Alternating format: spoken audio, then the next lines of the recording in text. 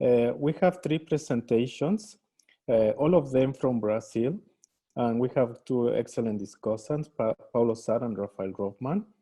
And so the first presentation is about a population aging, equivalent retirement age and public transfers in Brazil from Fernando Fernandez and Casio Turra. I think there is a video for this presentation, and perhaps we can start with that. Good morning, good afternoon, good evening. I am Fernando Fernandes, and this presentation is co-authored with Casio Turra. Population aging impacts retirement systems primarily because it changes the relation between beneficiaries and contributors. In the case of retirement systems structured on period financial balances, known as pay-as-you-go systems, sustainability is directly affected by variations in the old age dependency ratio. Many policies may buffer the burden of population aging in pay-as-you-go systems, such as varying contributions, benefits, or both, and changing the normal ages of contribution and in retirement. Among the alternative policies, there is an increasing debate among actuaries, demographers, and economists about adjusting the retirement age based on gains in longevity. But since pay-as-you-go systems are established primarily on period financial balances, adjusting the retirement age based on gains in longevity, a life cycle characteristic, may not be effective in lessening the impact of population aging if the contribution of mortality to changes in the population age distribution is only moderate. Ryder in 1975 was the first demographer to propose a new index of old age, based on changing the concept of age from the number of years elapsed since birth to the number of years until death. The first important addition to Ryder's view was the independent work of Bale and Faber in 1981. They proposed a method to measure equivalent retirement ages based on declines in mortality. Bale and Faber's measures of equivalent retirement age are built on three pillars. First, which characteristic of a person's life determine equivalence? Second, at which point in a person's life we should measure equivalence? And last, which base year we should select as a standard. Bale and Faber proposed two characteristics to measure equivalence: the expected number of years spent in retirement as a limiting case, for it assumes that all gains in life expectancy are spent working, and the ratio of the expected number of years spent in retirement to the expected number of years spent in the labor force, that equitably distributes the gains in life expectancy between working and retirement years. They advocated measure equivalence at the age of entry into the labor force, for it's an equitable approach as it factors in the experience of people who do not survive to retirement. They also considered measuring equivalence at the age of entry into retirement, but only because it's a viable approach. Accordingly, Bale and Faber presented four measures based on life table functions of equivalent retirement ages that express different perspectives of equity. We use two demographic economic models to analyze the effectiveness of equivalent retirement ages in pay-as-you-go systems in Brazil from 2010 to 2060, a stylized demographic model and an NTA model. In our stylized demographic model, which we apply separately to Brazil states, all population between the age of entry into the labor force, 20 years, and the age of entry into retirement, 55 years, works and contributes to the pay-as-you-go system. All population older than the age of entry into retirement is retired and receives benefits from the pay-as-you-go system.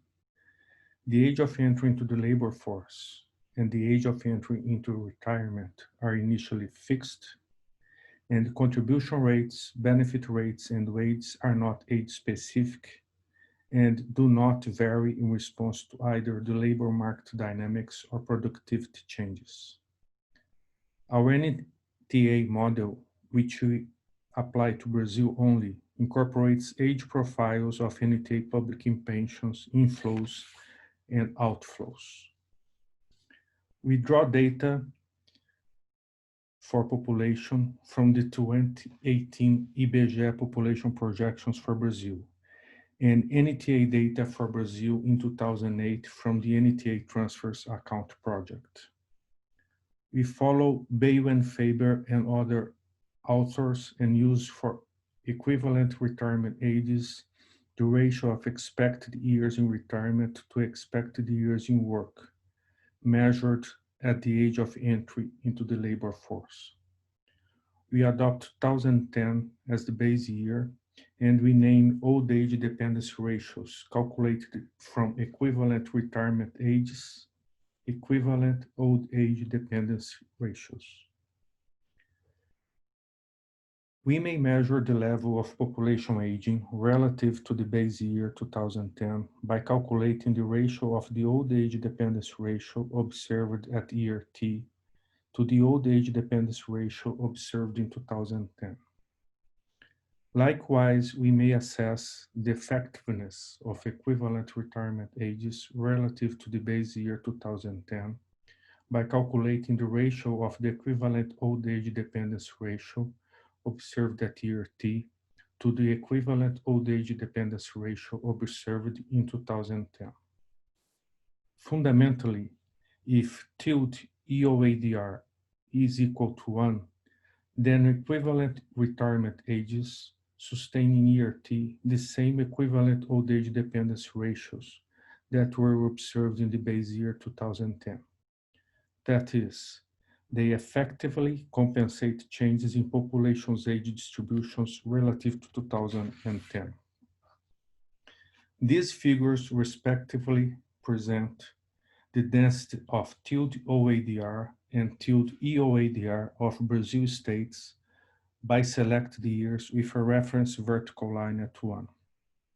The vertical dotted line indicates the median of the distribution. Eventually, in 2060, the median of tilde OADR is around 3.5. Tilde EOADR is quite lower than tilde OADR, but equivalent retirement ages do not effectively compensate changes in the population's age distribution. In 2060, the median of tilde EOADR is around 2.7. But a proper analysis of equivalent retirement age effectiveness should compare tilde EOADR with tilde OADR into effectiveness categories as we depict in this figure. Populations that are in the line BE age are neither aging nor rejuvenating. Those that are above this line are aging, and those that are below this line are rejuvenating, always relatively to the equivalent retirement ages base year. Populations that are in the compensation limit line, AEI, have equivalent retirement age equal to R. Ultimately, there is no compensation whatsoever to any change in population's age distributions relatively to the equivalent retirement age base year. If populations are aging, those that are above the compensation limit line observe area which are less than R and thus overload population aging. Populations that are below this line observe equivalent retirement ages which are higher than R and thus either undercompensate, that is, increase the R less than necessary, effectively compensate, namely, increase the R as much as necessary, or overcompensate, specifically, increase the R more than necessary. Similarly, if populations are rejuvenating and the retirement age R do not need to change, those that are below the compensation limit line observe equivalent retirement ages which are higher than R and thus over-rejuvenate populations.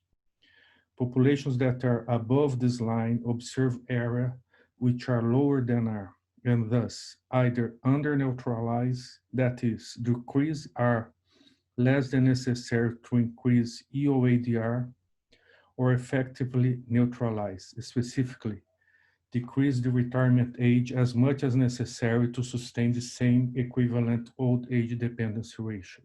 Or finally, over-neutralize, namely decrease with R more than necessary to increase the equivalent old age dependency ratio. For example, this figure plots tilde EOADR by tilde OADR using data from the United Nations 2019 revision of world population prospects for 201 countries or areas between 1950 and 2100, using 1950 as the base year. Here, only 6.5% effectively compensate population aging. 27.5% overcompensate, 45% undercompensate, and 19% over-rejuvenate.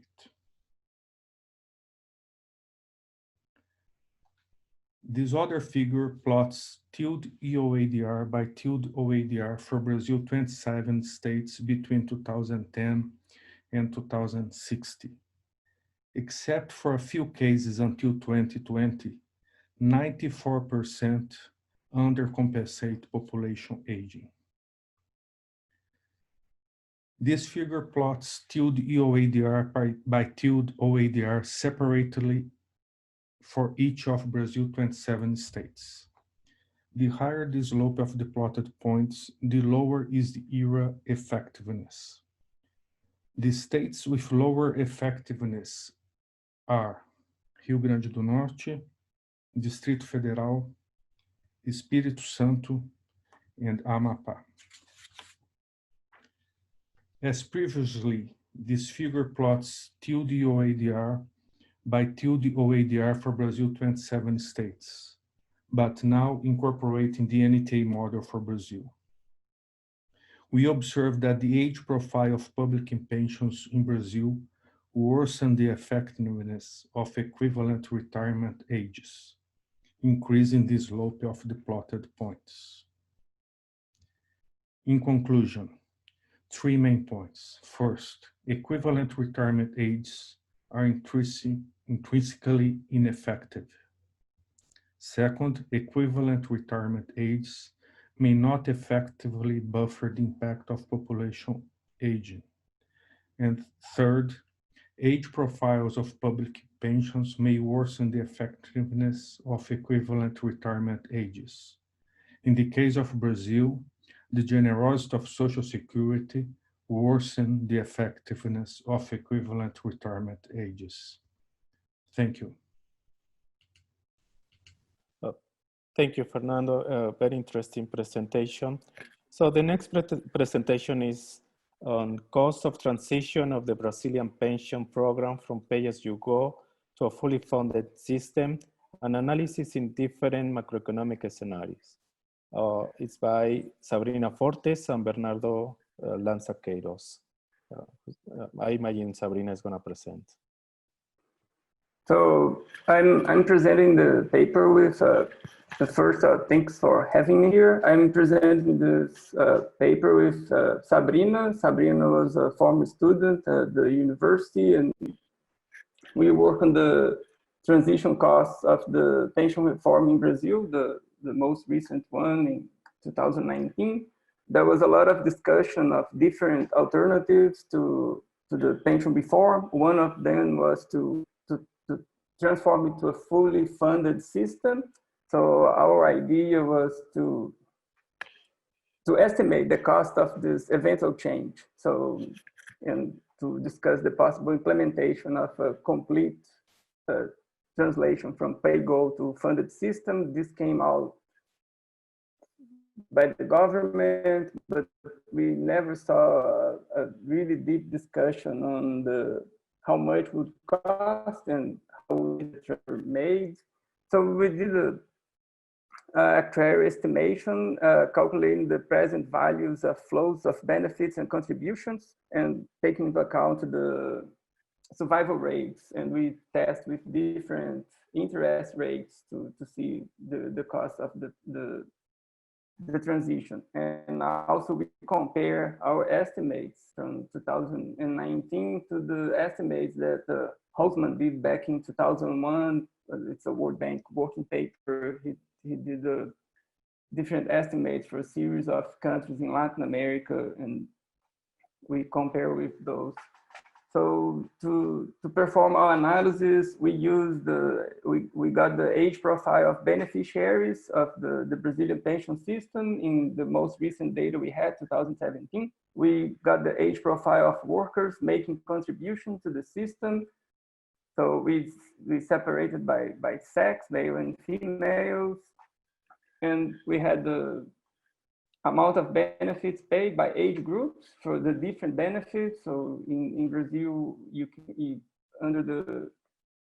now we go into the new regime, but the older one, you could retire by age, by duration of contribution, and all the other specific reforms. And we managed to get this information by sex and age group. So we could get we had this limitation of the amount of contribution. So we had to adjust on the wage curve, and we used the UN population age structure and UN mortality forecast to perform our calculations. So we followed the traditional, the method that was explaining Beaumier et al. 2004. So the transition cost was the present value of benefits plus the present values of contributions. So we assume that if the change, the system was going to a fully funded next year, everybody who was receiving a benefit would receive the benefits until they died. And everybody else who made some contribution would receive this contribution as part of we took this into account. So the present value of benefits, we followed this equation, weighting by the survival probabilities, and the same thing with the present values of contribution. So I'll go straight to the results. So the one thing that's important is like some motivation. It came out very often in the discussion of the pension reform in Brazil. This is the old age dependency ratio and the percent of GDP that several countries spend on public pension. So Brazil is an outline.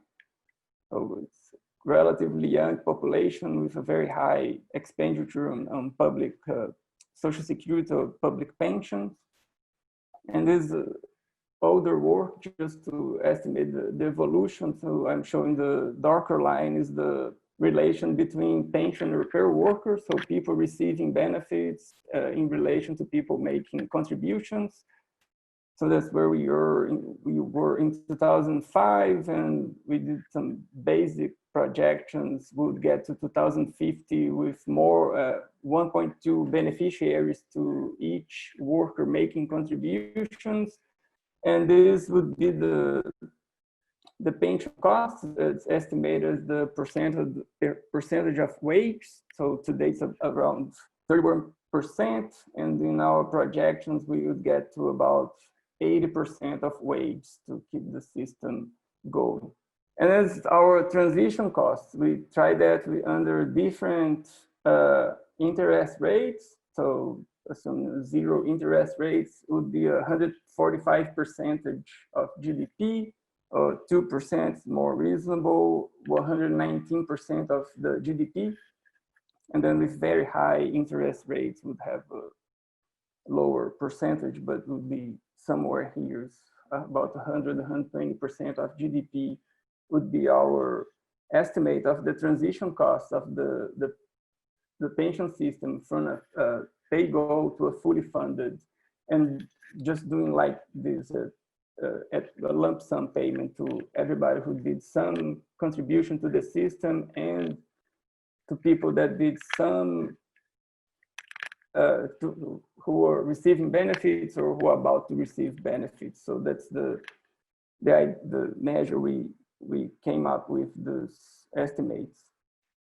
And then we compare with the work by Hausman 2001. We adjusted for the inflation, so we could compare our estimates with his. And under different interest rate scenarios, our estimates are, so this, the graph is not very good because it's supposed to be the same year. We deflated it so we could compare it. So it's different methodology, different data we had access, different type of computation methods, but that's the idea we have, that's the very high levels of transition costs that would come up trying to change the system from a pay-go to a fully funded system.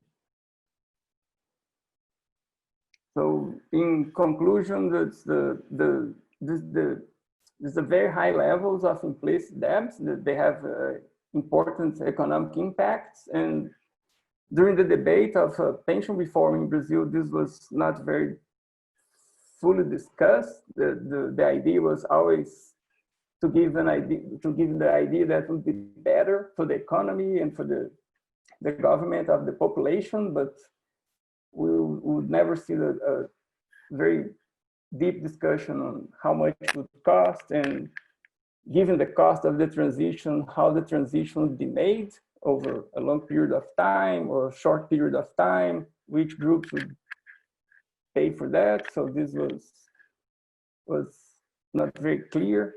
The idea, there are some other estimates, so this by other authors showing that this transition would, the demand to save would increase a lot. So people would have to contribute to save at least 12% of the wage in order to maintain the same level of benefits they had before in the pay-go system. And then there's the discussion of when people went to several private funds, what would be the impact of that on savings and then on government allocation. So that's our idea, to put that in discussion. It's coming back again now. The federal government came back with this discussion of for the new workers in the labor market to go to a fully funded system instead of the current pay-go. And we thought this would be an interesting idea and discussion to bring and to have an estimate of the transition cost of the pension system. So this was work she did during her studies, and there's a lot more to do, but the first results were very interesting, and we thought that they were very robust. We tested different adjustments. We didn't have there's some data limitation. We could have access from the Social Security, so we got only the public available data. But we compare with other studies in other countries, and we believe that those results are quite interesting, and they bring a lot to the discussion of the pension reform in less developed economies.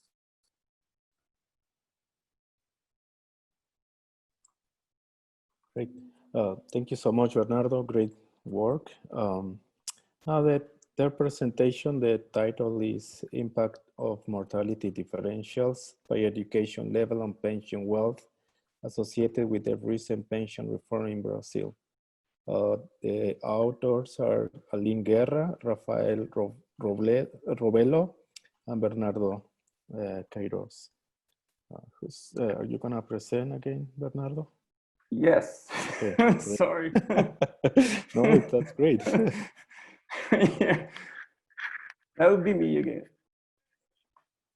Some work I did with former students that are now I put as independent researchers because they work in the private sector and they didn't want to have like the company names in the. So this the idea, it's very close related to the previous study. So we are analyzing the impact of the differential in life expectancy or in survival probabilities by educational level in Brazil, and how this related to contribute to the social security wealth. So generally when you calculate the social security wealth or the net present value of pension benefits, we use a single life table for the country, and then the discussion of pension reform, this comes back all the time. There's difference in the labor supply, difference in survival probabilities, and then how would this impact the present value of benefits of different groups. So we try different things, but I'll show results looking at the traditional, following the Gruben-Wise study. We calculate the social security wealth for different groups of workers, considering the difference in the education and mortality levels. So the idea is under the old regime, so people in Brazil could retire by age, so males at 65 and females at 60, or they could also retire after a certain number of years contributing to the system. So 35 years for males and 30 years for females. And then when you look at those two forms of leaving the labor force, people retiring using the number of years of contribution, they tend to retire much earlier than people retiring by age. And the value, the benefit was much higher.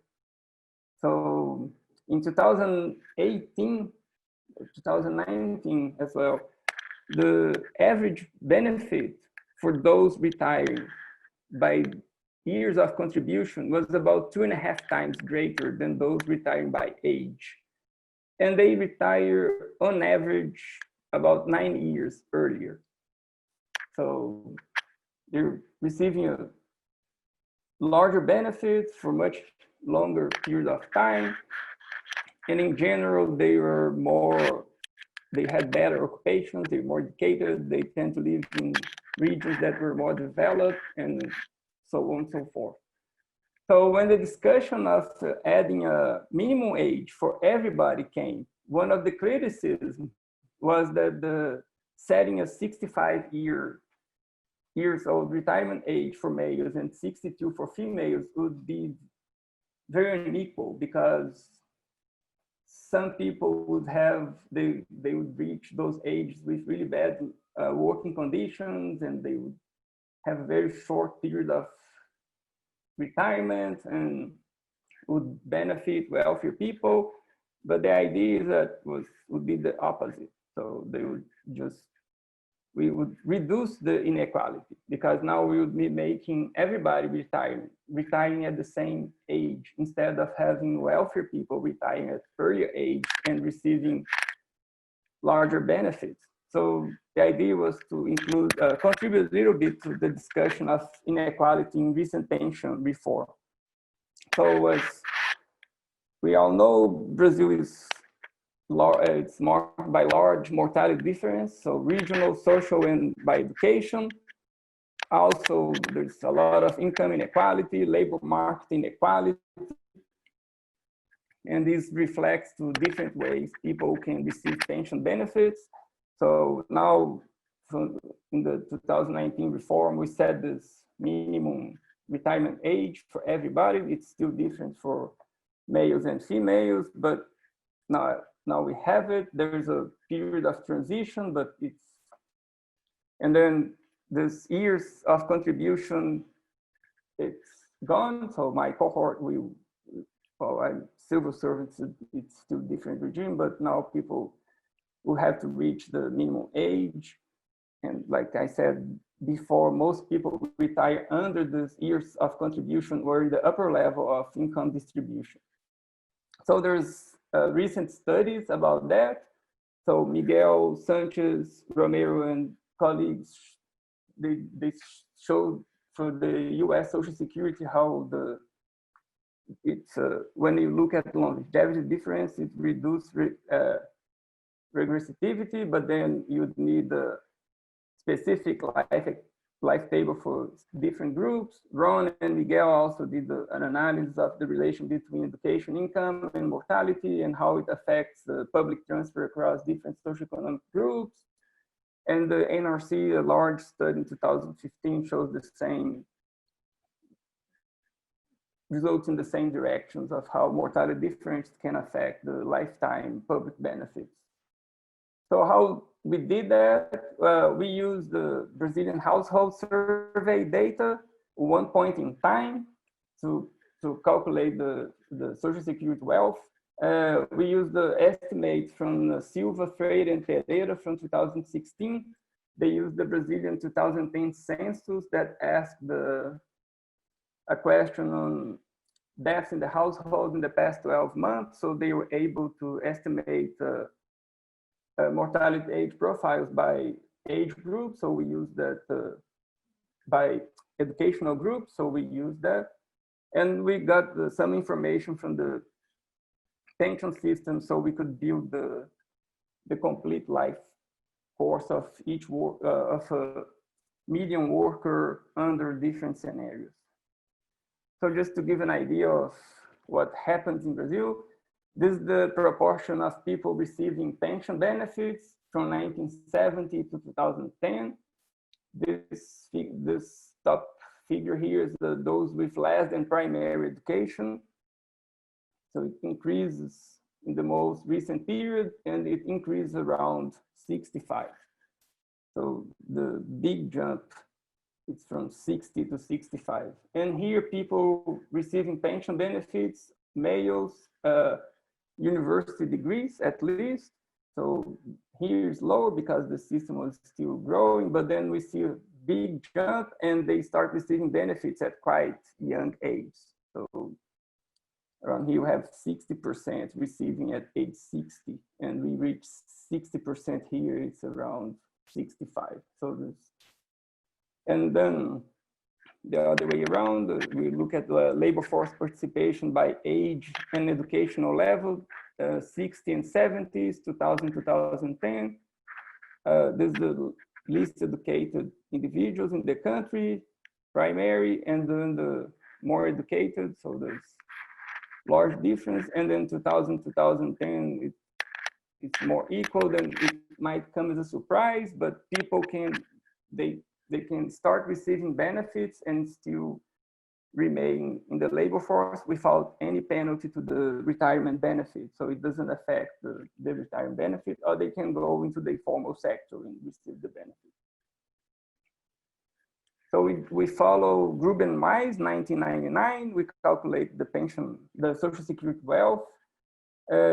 We got one household survey and construct the labor income and contribution age profiles using a simple regression model. And then we add the mortality rates by educational level based on this study from the 2010 census. So the Social Security wealth, following the definition by Gruben Mais, is the present discounted value of future benefits that someone is entitled to receive upon retirement at a specific age. So we calculate the Social Security wealth at each retirement age R. So we have the pension income that that person will receive at each age of retirement and then the labor income that the person would receive at that age. And then we have the contribution rate for the pension, and we use the survival variability of surviving until the next age, until the end of the period. And we discount that for interest rate. So we build income age profiles for this group. So this shows the large difference in the income, the large income inequality in Brazil. So from age 20 to 70, we estimate the curve of monthly income, more educated, and then this is the least educated. And this figure I took from the paper, from the paper by the colleagues, to show the difference in his life expectancy at age 15 by educational level, by males and females, but they have the complete estimated series. This has several limitations, but that's what we had in hand to perform the estimate here, so it worked.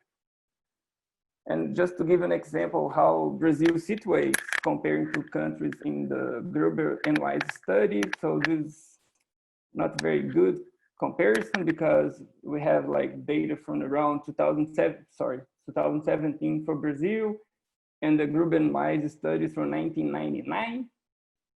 And so here I'm just showing the one rule is fator previdenciário that adds a penalty if you of your life expectancy at retirement age, but you could retire much before 60 or 65. And then a rule that was in place until last year that's called Rule 85-95. You had to add your age and years of contribution.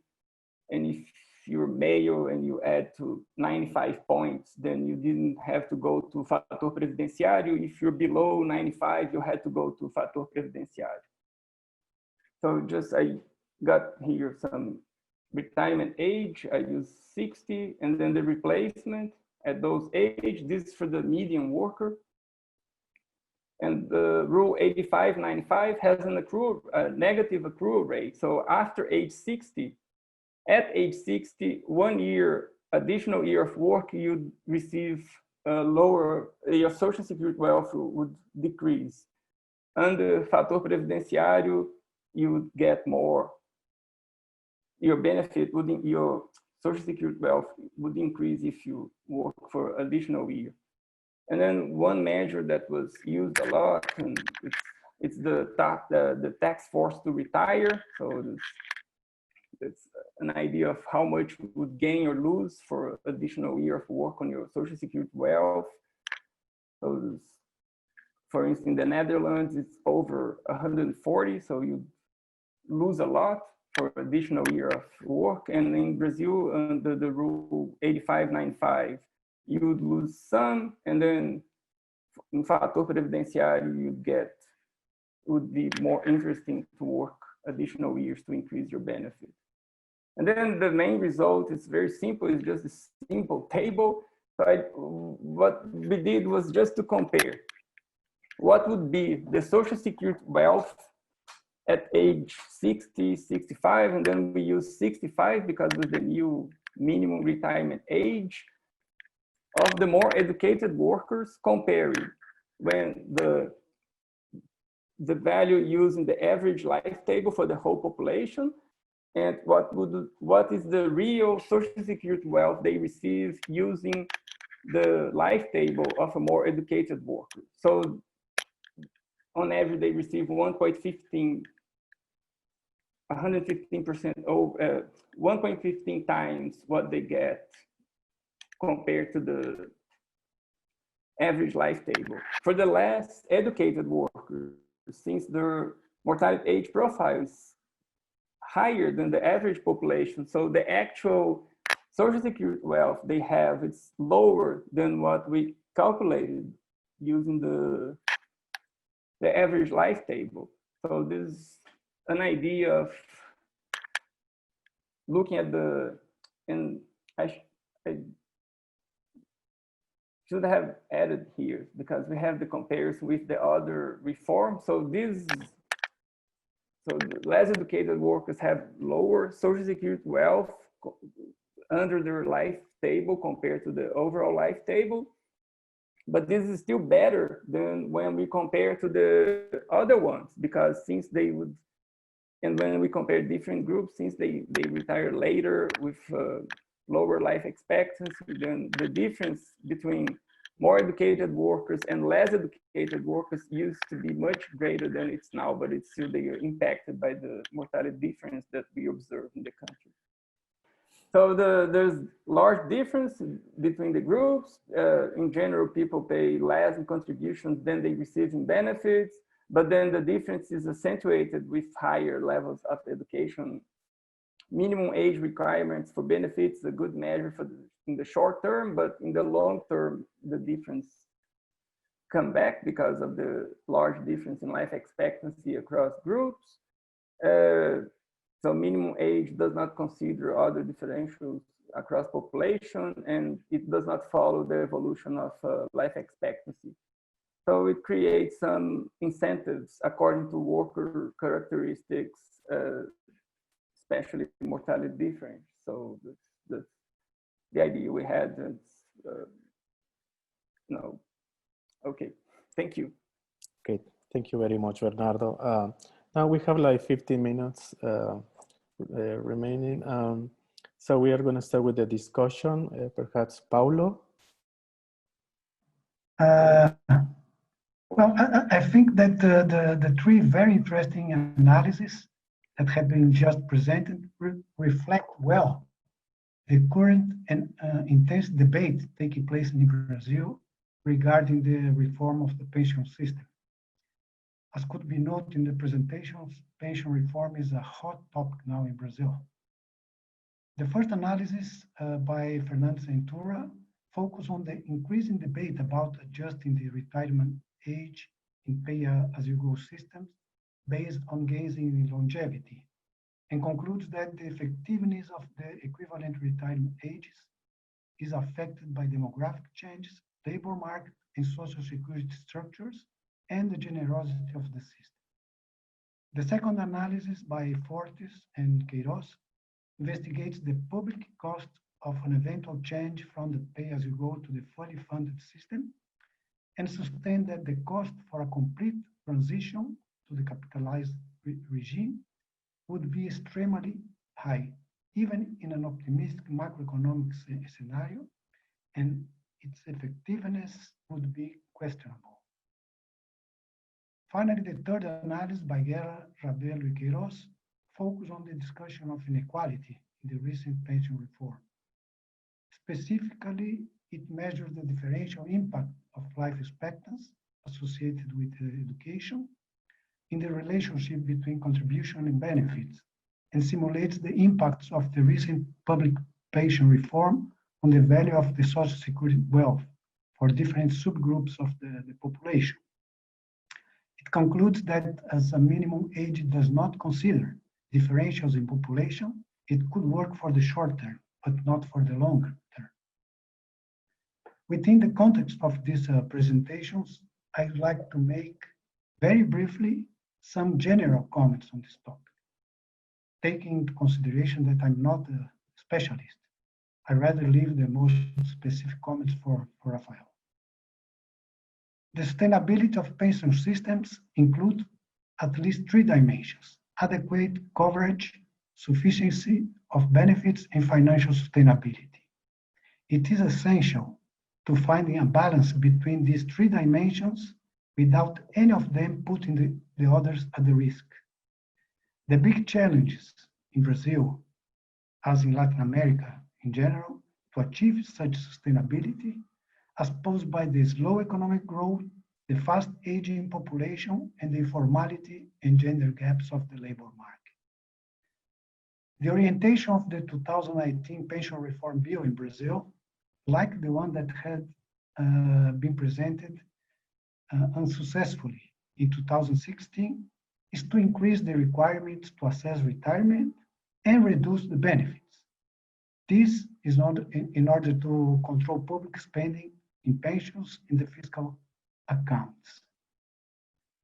Among the various impacts that could have this proposed reform, some studies show that assuming, for instance, the 20 years contributions that the bill requires for retirement in the Rural General Social Security Scheme, about half of the 2016 pensioners under this scheme would have been excluded today from the Social Security benefits.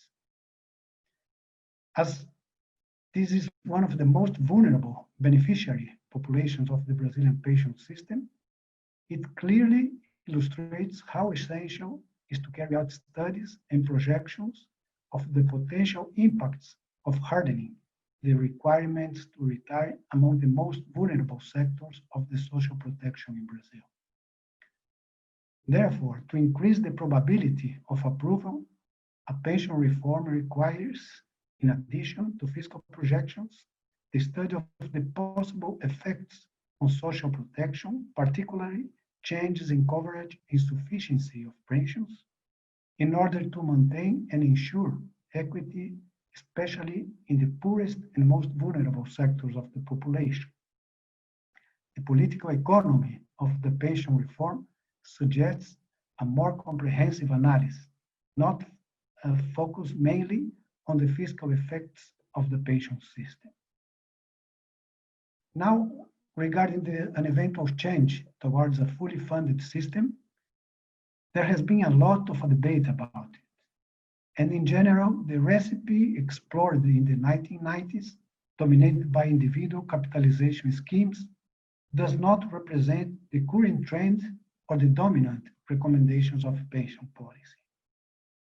As various international institutions, including ECLAC, have indicated, pension policies that concentrate the system's efforts exclusively on individual saving capacity have raised great doubts regarding its viability and ability to respond to the coverage and protection needs demanded in the Latin American region. In fact, several countries around the world are reversing privatization measures taken previously and restoring solidarity-based public systems.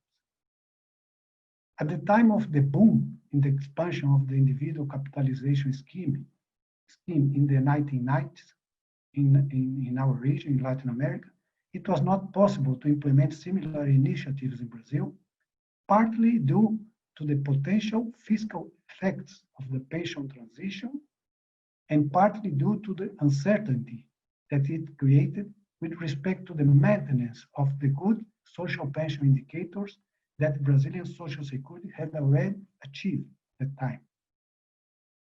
Indeed, Brazil is one of the countries in the region that shows the greatest progress in its pension system, with high coverage rates, both contributory and non-contributory, and relatively high sufficiency of benefits. Even so, there are still attempts to facilitate an eventual implementation of this type of system in Brazil, as could be seen during the preliminary discussions of the 2019 reform project. In conclusion, I would like to highlight one key aspect, that of the integration and complementarity between pension and labor policies. The pension system is a mirror of what happens in the labor market. The more informal the labor markets, the lower the coverage rates of the contributory pension systems, which will mean, on average, lower benefits and lower incomes for the elderly in the future, especially for the most vulnerable, the least qualified workers, and above all, the female workers engaged in unpaid work. Thank you. Great. Thank you very much, Paulo. Very detailed comments. Now we can hear the insights from Rafael Rothman. Yes, hi everyone. Paulo's comments were quite extensive and appropriate. I agree with almost everything he said. Just one minor point that I'll make in a minute. But so I don't want to repeat what Paulo said, because it would just waste of time. So let me just focus on a few specifics that I think are quite interesting and that got my attention in terms of some of the discussions that are brought by the papers. First, on the paper by Casio and Fernando and the discussion around the equivalent retirement age. I always found that discussion extremely interesting in conceptual terms, but not particularly feasible in practical terms. What I'm trying to say here is it's extremely hard to target these numbers beforehand, and you have to do it. I mean, you of course know exactly what will be the equivalent retirement age once everyone dies, and you have life tables that can give you an estimate, but you don't really know what will happen until it happens. And we all know that these are medium to long-term projections tend to fail significantly over time. So it's very hard to do it precisely. But more important than that, and this is an issue that I have had a number of times in discussions. I fully support, and I've been involved in many discussions, and I understand that you need to have some level of financial stability and sustainability when you design and plan pension systems and when you define the parameters. But if there is one parameter that should not be driven by the financial sustainability, is clearly the retirement age. And my point here is that at the end of the day, the reason why we have pension systems anywhere in the world is because we believe, right or wrong, but we believe that people who are older cannot make a living working in the labor market. They cannot get salaries that are good enough to continue living on their work. And so they cannot work anymore. And the state, in one way or another, will put together a system to replace that income flow. If that is true, our definition of when somebody can work and when somebody cannot work anymore, which of course is tricky and keeps moving, should be based on the financial stability consideration. Should be based on some sort of, sanitary, labor market ability or whatever consideration.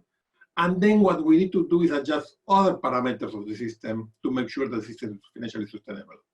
So what I'm saying here, bottom line is that if we believe and we have good arguments, and again, this is extremely open to debate, but at the end of the day, that's the debate we need to give, that people over 60 should not be required to work anymore, then what we need to do is to adjust benefit levels, or we need to adjust contributions level in order to make the system sustainable. If we believe that people should be working until 75, then we can adjust these numbers in a different ways. But this is the way it should be done and not the other way around. And one comment that is more of a question than a comment for Casio and Fernando, because I think that you mentioned this at the very end of the presentation, but it's not very clear to me whether you included the discussion and the calculations. When you think about the equivalent retirement age, you shouldn't be looking only at a population younger and older. You need to take into consideration coverage, you need to take into consideration labor force participation, you need to take into consideration formality. And it wasn't clear to me whether that was part of the discussion of the model or that's something that is not there anymore at all. So it will be interesting to better understand that. On the paper by Sabrina and Fernando, Bernardo, sorry, Bernardo, just a couple of very specific and quick points. I think it's a good exercise to calculate these figures. My big point here is that I don't think that you are calculating transition costs. What you are calculating is implicit debt, and that is not exactly the same thing. I mean, in general, at the end of the day, the implicit debt should be similar to the transition cost. But the definition you're using is of implicit debt, how much money the state owes to people who have contributed in the past and have accrued rights to receive benefits eventually. And that's different from the transition cost, which is exactly how much money the state will lose when they switch to a funded scheme. So they have to continue paying benefits in the same way, but they don't have the revenue anymore. At the end of the day, those numbers should be similar, of course. But what is the big problem of the transition cost is not necessarily how much it is, but what is the flow and what is the level of this payment over time. And so that is critical, and that is what has been a problem in several countries around the world. On transition cost, on implicit debt, of course, going to a funded scheme won't change it at all. It won't change the amount, and it won't change the debt.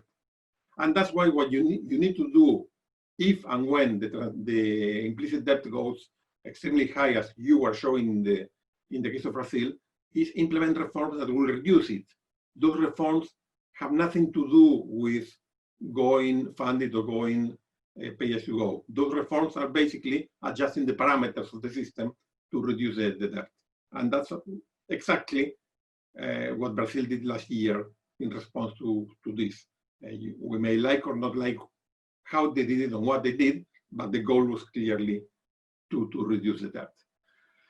And finally, on the paper by Aline, Rafaela, and Bernardo again, I love this topic. This was the topic of my dissertation with Ron helping me, what is now, 30 years ago or 40 years ago? I confused, 30 years ago, not 40. I was scared for a second. Still a long, long time ago. But I still remember, and I have the book there somewhere. And it's fascinating because you start building, stories of people and trying to put together the numbers to understand what are the implicit and explicit transfers that people are receiving and whether this is equitable or not. And I found that what you did was extremely interesting in that direction. My only, and this is not a criticism, it's just a comment. The one thing that I was looking for, and you mentioned, but it's at least in the PowerPoint wasn't showing as big, is not whether the system is progressive or regressive in its distributional impact. We all know at the end of the day, the systems tend to be regressive. The interesting thing was whether the reform made it more progressive or less progressive. And you mentioned that it made it more progressive, which makes sense because basically what the reform did was to close the time of service program, which was at the end of the day, and you mentioned it at the beginning, sort of a loophole for rich people that will get more benefits earlier. So clearly, if you close that, then the system will become more progressive. But in any case, one point that I think is interesting to understand is that you should never ask a pension system to be neutral or progressive just looking at the retirement age, because again, poor people will die earlier and it's almost impossible to avoid.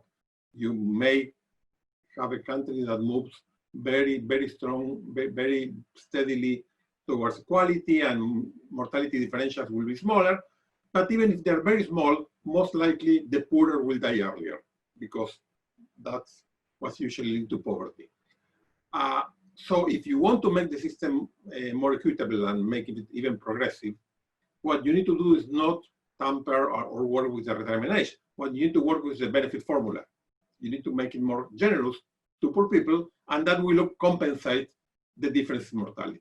So the one thing I will do next from what you did is calculate how the benefit formula should look like to compensate the differences in mortality. And I think that will be very interesting.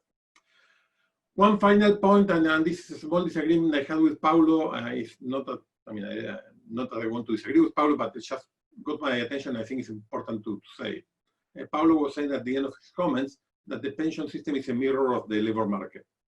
And I will say, no, can be.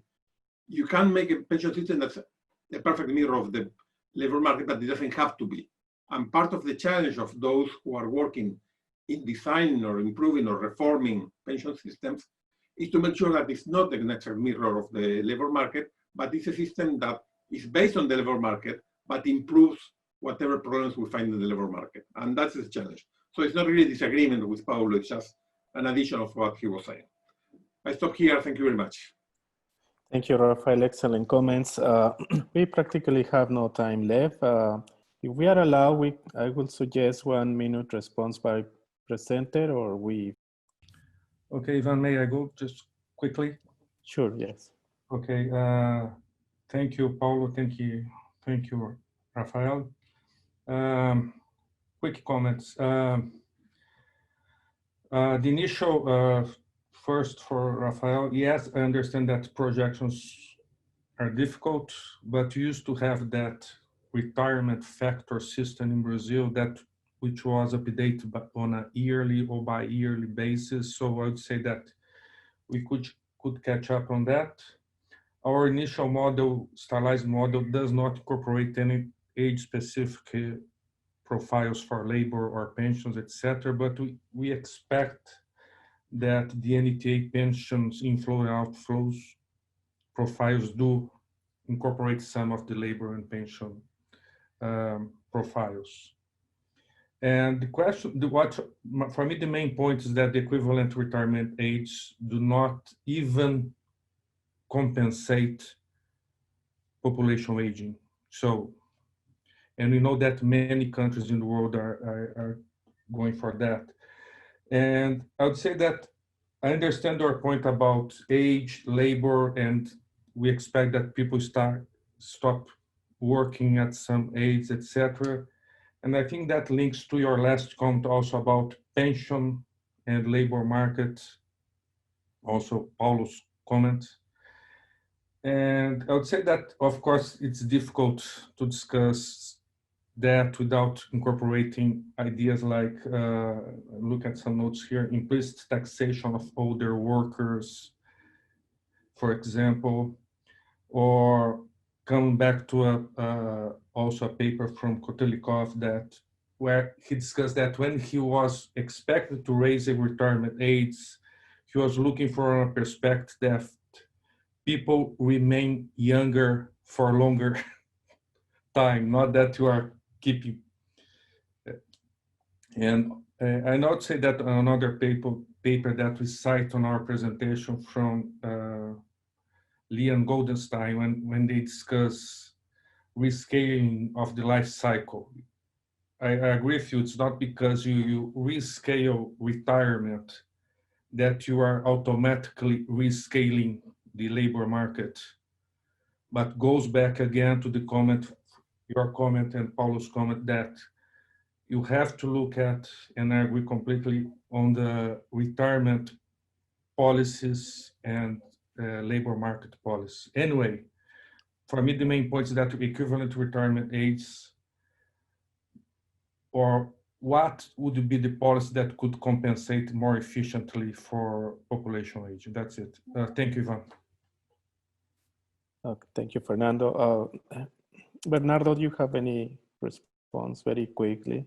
No, yeah, I was muted.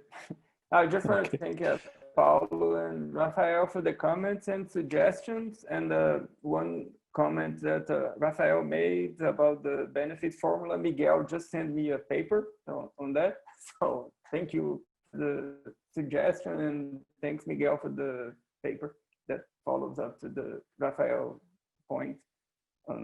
And yes, this was, we have the figures showing comparing the old system with the new system, and there's no excuse. The last slide should have more information than that was there. So thank you. Okay, thank you everyone. We don't have more time left, but it was a great session, and see you next time.